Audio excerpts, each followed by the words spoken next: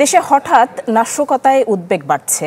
স্বরাষ্ট্র উপদেষ্টা জানান ১৩ নভেম্বর ঘিরে রাজধানীতে সর্বোচ্চ সতর্ক অবস্থানে থাকবে আইনশৃঙ্খলা বাহিনী। বিভিন্ন গুরুত্বপূর্ণ স্থানে থাকবে বাড়তি নিরাপত্তা। নাশকতার ঝুঁকি এড়াতে কিছুদিন বন্ধ থাকবে রাস্তার পাশে পেট্রোল বিক্রি। নাগরিকদের আতঙ্কিত না হওয়ার আহ্বান জানিয়েছে পুলিশ। রাজধানীতে একের পর এক বাসে আগুন আর ককটেল বিস্ফোরণে আতঙ্ক তৈরি হয়েছে জনমনে।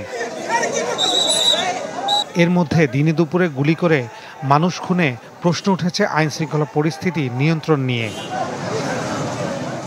এই যখন অবস্থা, তখন রাজধানীর মিন্টু রোডে সংবাদ সম্মেলন ডাকেন ডিএমপি কমিশনার। জানান, নাশকতার ঘটনায় গত ২৪ ঘন্টায় আটক করা হয়েছে অর্ধশত। আশঙ্কিত হওয়ার কোনো কারণ নেই। একটি দুটি ককটেল মোটর বাইকে মেরে তারা দ্রুত পালিয়ে যায়। গতকালকে আমরা বাসে আগুন দেওয়ার সময় ড্যামরাতে একজনকে হাতে নাতে ধরি। আমি আশা করতেছি অনতিবিলম্বেই আমরা এই যে মোটর বাইকে ককটেল ছুঁড়ে পালায় যায়, পালানরত অবস্থায় ধরে ফেলবো ইনশাল্লাহ। ১৩ নভেম্বর আওয়ামী লীগের কর্মসূচিকে কেন্দ্র করে আতঙ্কিত হওয়ার কিছু নেই বলেও আশ্বাস দেন তিনি। জানান, সেদিন গুরুত্বপূর্ণ স্থানে থাকবে বিশেষ নিরাপত্তা। চোরাগোপ্তা হামলার আগাম তথ্য জানায় গোয়েন্দা ব্যর্থতা আছে কিনা এমন প্রশ্ন ছিল তার কাছে। মোটেও ঢেলে ঢালা প্রস্তুতি না।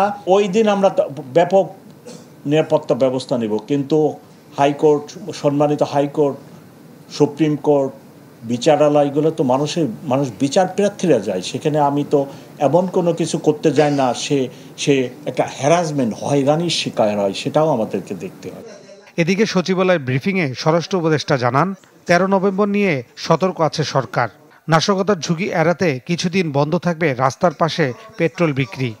যে ১৩ তারিখের ঘটনা নিয়ে এই ক্ষেত্রে আইন শৃঙ্খলা বাহিনী কিন্তু একটা শক্ত অবস্থান নিয়েছে। এবার এরা একটা শক্ত অবস্থানে থাকবে এবং পরিস্থিতি নরমাল থাকবে। জুলাই হত্যা মামলায় ট্রাইব্যুনালে শেখ হাসিনার রায়ের দিন ধার্য ঘিরে লকডাউনের ডাক দিয়েছে আওয়ামী লীগ।